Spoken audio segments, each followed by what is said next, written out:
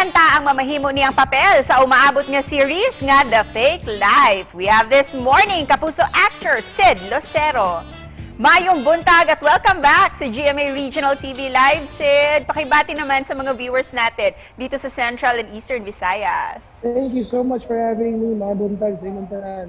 My name is Sid Lucero. Always happy to be here.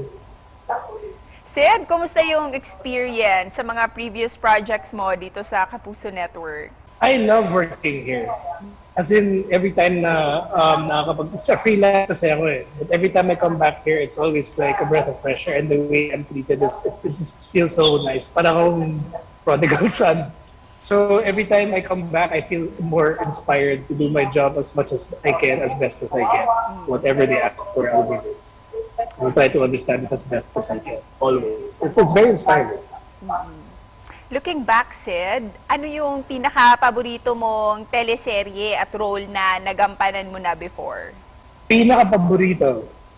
That mahirap yun. Because it's not, hindi yung role yung napapamahal, hindi ako napapamahal sa role eh. Dun sa experience that I have with my co-actors and co-actresses, the way I bond them, the way we bond with each other, yung mga bagay na natututunan ko from them, it allows me to increase my vocabulary. And speaking of roles and projects, Sid, may bago kang Kapuso project dito sa GMA Network. Can you tell us about this? That's right. I am part of a new afternoon show here in GMA, and it's called The Fake Life. It stars Ariel Rivera and Vicky Gonzalez, myself, and Kumustahon, and a lot of other people, a lot of other actors. Which was also directed by Adolf Alex Jr., whom I started a film career with, basically.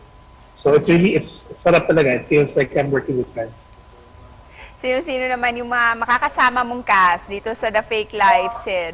Well, in the main cast, we have Ariel Rivera, and then there's Vicky Gonzalez, there's Tessia Briani, and then there's myself. And then there's a slew of other actors surrounding the rest of the cast. Marami sila. But so far, that's the main core of the story. They're the characters that hold the story. Plus myself. Sino naman yung naging ka-close mo while taping this series? I'm actually happy to have met Sir Ariel. He's one of the coolest people I've ever met. Like, I worked with a lot of people in the cast, and the rest of the kids, they always surprise me, especially on the set. But I'm really happy to have. I mean, it's such an honor to work with someone like him because of the way his philosophies when it comes to the job, the way he sees his craft, whether it's singing or acting or both. And it's really nice to hear him and watch him work, and the way he breaks down his scenes, the way he does. It's a wonderful thing. And then recently, we were on the second leg now of our shoot, and I have a new friend, Xavier Ramos. I just found out that we have exactly the same interests. At ano naman yung magiging role na gagampanan mo dito sa The Fake Life, and what can we expect from you sa series na ito? Yes. Okay. So my character. His name is Mark, and one of the few things that you can expect from Mark is that he's very sure of himself, and he knows what he wants. At least now, kung saan magsisimula yung story, or saan kung kailan siya papasok sa story. And how did you prepare for your role bilang si Mark dito sa The Fake Life? You know, I used to have an answer for this question, how do I prepare? But I think I've been preparing for roles all the time. I think I always do, because even my hobbies are based on watching other people and watching other people and look for the reasons why they do things. Like, it could be anything.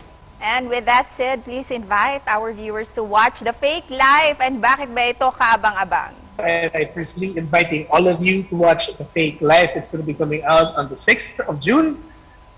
This is going to be at around 4:30. But sa panghapon to, it's yung tanong kasi kung ano bang aabangan nila. I'll tell you what, everybody's pouring their whole heart and soul into this. We're bleeding, okay? Kung hindi nyo nagustuhan, okay lang.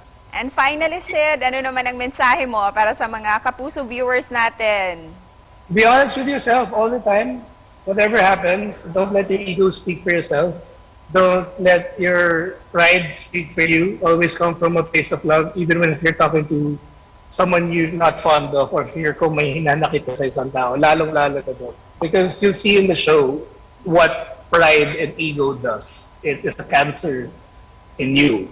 And then if you let it grow, it will just eat up everything around you. So yeah. Thank you for joining us this morning, Sid. Daghang salamat. Maraming salamat.